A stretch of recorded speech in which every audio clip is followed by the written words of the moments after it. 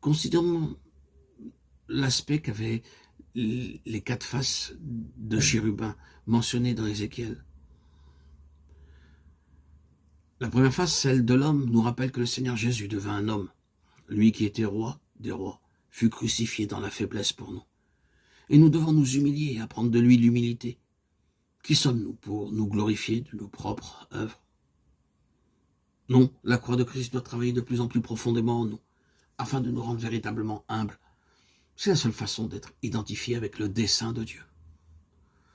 Le second chérubin, ou être vivant, avait la face d'un lion. Dans Genèse chapitre 49, verset 10, il est prophétisé ainsi.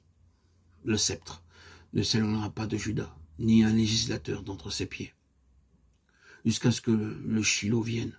Sédécia fut le dernier roi de Juda, 2 Rois 25, 7. Après lui, il n'y eut plus de roi, jusqu'à ce que le Seigneur Jésus vienne et soit appelé.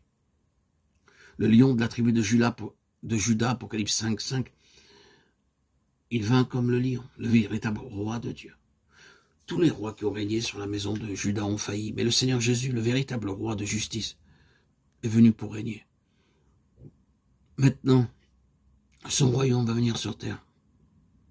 Aucun autre royaume, aussi bon soit-il, ne durera éternellement.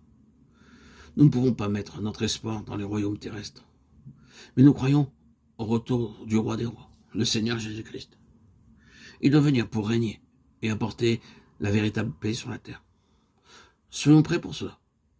C'est seulement en nous identifiant nous-mêmes avec lui maintenant, dans chaque chose et chaque situation, que nous serons avec lui, quand il reviendra pour juger et régner. La troisième créature avait la face d'un bœuf.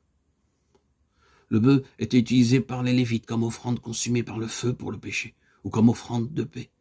Ceux qui n'avaient pas les moyens d'offrir un bœuf apportaient un agneau ou une colombe. Mais le sacrifice devait être un bœuf. Le Seigneur Jésus-Christ mourut à notre place pour notre péché et a porté notre fardeau. Le taureau ou le bœuf était généralement utilisé pour tirer des charrettes ou des fardeaux très lourds. Ces animaux humbles et patients nous rappellent le complet sacrifice du Seigneur Jésus qui porta nos fardeaux et nos péchés.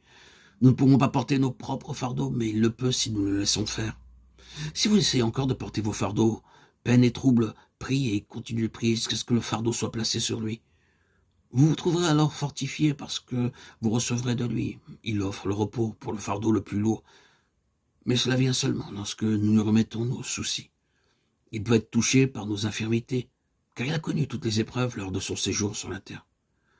Aussi, prenons notre place en lui, comme celui qui porte nos péchés et nos fardeaux. Enfin, la dernière des créatures avait la face semblable à celle d'un aigle. L'aigle est un oiseau qui ne vieillit pas rapidement. C'est le symbole de l'éternelle jeunesse. Psaume 103, 5, Ésaïe 40, 31. Lorsque vous devenez âgé, vous ne pouvez pas faire tout ce que vous souhaitez faire. L'aigle, on peut le dire, reste jeune même à un âge avancé. Il n'arrête pas de se déplacer. Il vole encore haut et sur de grandes distances. Ça signifie que lorsque nous sommes véritablement identifiés avec le Seigneur dans toutes ses œuvres célestes, nous demeurons frais et avons un apport constant d'énergie. Même si nous mourrons, le travail que nous avons commencé au nom du Seigneur Jésus sera accompli, pourvu qu'il ait été commencé dans l'énergie du Seigneur Jésus-Christ. Il continuera alors et n'aura pas de fin. Alléluia. Gloire à Dieu au plus haut des cieux et paix sur la terre aux hommes qu'il aime. À toi, Seigneur, tout honneur, toute gloire pour les siècles des siècles. Amen.